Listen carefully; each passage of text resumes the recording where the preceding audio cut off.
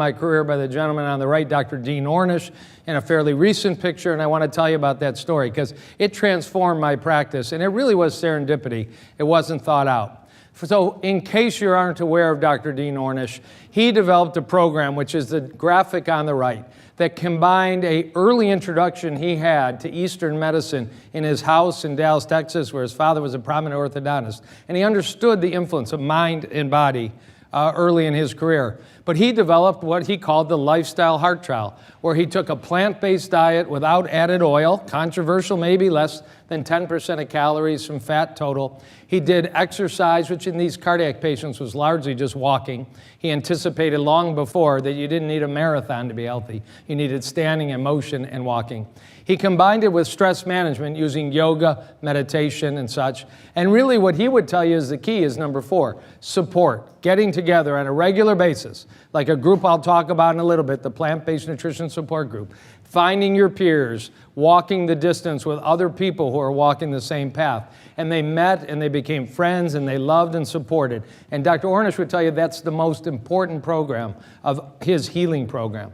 He did randomized trials that, if you look at the date, this paper was published 3 weeks after I started my first job in cardiology as this cath lab animal who happened to like salad more than steak. But then I learned 3 weeks into my career I could heal with a salad as much as I could heal with a stent. And I pursued both paths because they both were part of the toolbox.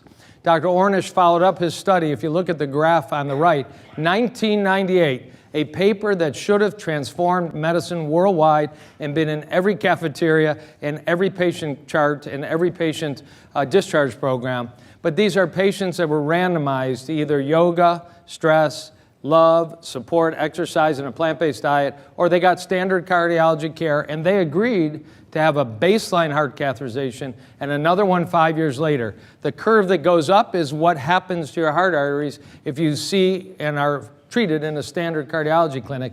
Year after year after year, your blockages get worse. The lower curve is what happens if you follow a program that's comprehensive, lifestyle-oriented, and supported by community. You actually can reverse atherosclerosis. This is the most high-tech technology available then and to this date, and there's no question about it. This terrible, terrible illness that causes so much pain, suffering, and loss can be reversed. It's never been questioned since it's acknowledged.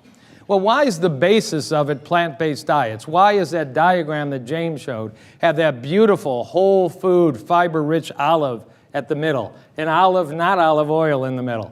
And that's because we know that there's just nutrients in plants found nowhere else. There's the fiber, there's the phytonutrients, antioxidants, carotenoids, we can go on and on, magnesium. We can make it very academic, but the point is we were born to eat lots of plants. We can talk about how many in a minute.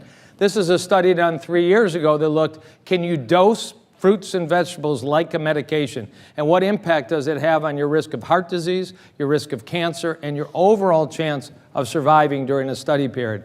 And as you can see, from 0 to 1 servings of fruits and vegetables a day and a fairly high risk of all these problems, you can drop 30 to 40% your risk of developing the chronic diseases in America by simply eating a lot of fruits and vegetables. This plateaued around 4 to 6 servings a day, which in the United States is far beyond the average of 1.5 servings of fruits and vegetables a day. In fact, less than 1% of children are reaching nutritional and lifestyle targets in this country right now, with the current target to move that to 1%.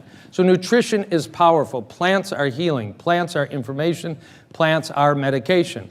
And I apologize, this is a bit wordy, but just 2 weeks ago, in the International Journal of Epidemiology, an even larger study, just hang with me here, a meta-analysis of the 95 best studies involving 2 million people who were analyzed for their dietary choices and were followed up. Those that ate 800 grams of fruits and vegetables a day, that is 1 pound and 3/4. That is the biggest bowl you have in your house, getting filled with kale and romaine and strawberries and blueberries and whatever else you want to put in your personal blender. But 1 3/4 pounds of fruits and vegetables a day will reduce your risk of cancer, heart disease, stroke, and all-cause mortality. Every malady that makes our patients weak, makes our patients frail, and robs our patients of age can be reversed in part by this very, very rich fruit and vegetable diet.